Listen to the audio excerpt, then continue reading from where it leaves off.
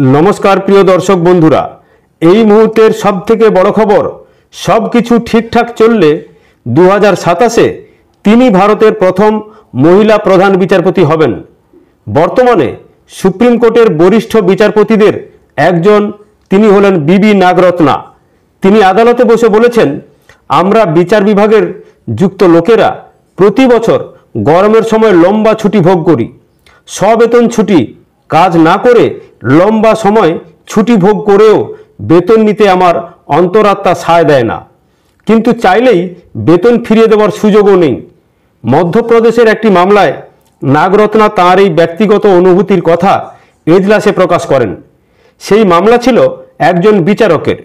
মধ্যপ্রদেশ সরকার কোনো একটি বিবাদের কারণে নিম্ন আদালতের বিচারককে বরখাস্ত করেছিল।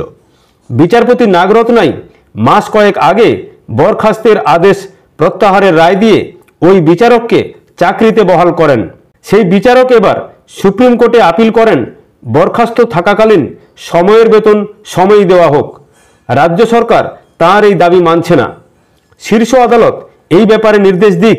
শুনানিতে নাগরত্না মামলাকারীর আইনজীবীকে বলেন, মধ্যপ্রদেশ সরকারের বরখাস্তের আদেশকে সুপ্রিম কোর্ট বেআইনি বলেনি, শুধু বরখাস্তের মেয়াদ কমিয়ে চাকরি ফিরিয়ে দিয়েছে। বরখাস্ত থাকাকালে ওই ম্যাজিস্ট্রেট কাজ করেননি, বিনা কাজে বেতন দাবি করেন কিভাবে? এরপরই নিজের অভিব্যক্তি প্রকাশ করে নাগরত্না বলেন, আমার খারাপ লাগে গরমের ছুটির সময়ের বেতন নিতে। এই সময় আমরা ছুটি কাটাই, এজলাসে আসি না, বিচারও করি না। এটাও বিনা কাজে বেতন নেওয়ার শামিল। এই ব্যাপারে আমার অন্তরাত্মা সায় দেয় না। সুপ্রিম কোর্টের বিচারপতিদের সিনিয়রিটি অনুযায়ী বিবি নাগরত্না 2027 মাঝামাঝি সময় প্রধান বিচারপতি হবেন।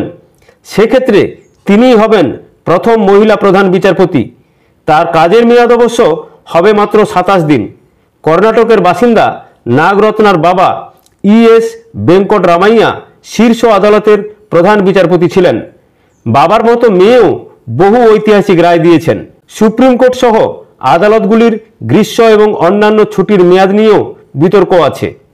লম্বা ছুটির মেয়াদ কমানোর দাবি বারবার উঠেছে। বিচারপতি এবং আইনজীবীদের পাল্টা যুক্তি, ছুটি মানেই বিচারালয়ের সঙ্গে যুক্ত ব্যক্তিরা বেড়াতে চলে যান না।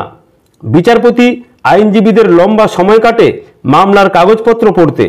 তাছাড়া তাদের বিস্তর পড়াশুনো করতে হয় সুষ্ঠু বিচারের আশায়। তারপরও নাগরত্নার কথা বহু মানুষের মন ছুঁয়ে গিয়েছে। অনেকে আশা করছেন 1.5-2 বছর পর তিনি সুপ্রিম কোর্টের প্রধান বিচারপতি হলে আদালতের ছুটির মেয়াদ কমতে পারে। খবরের সঙ্গে থাকবেন, ভালো থাকবেন।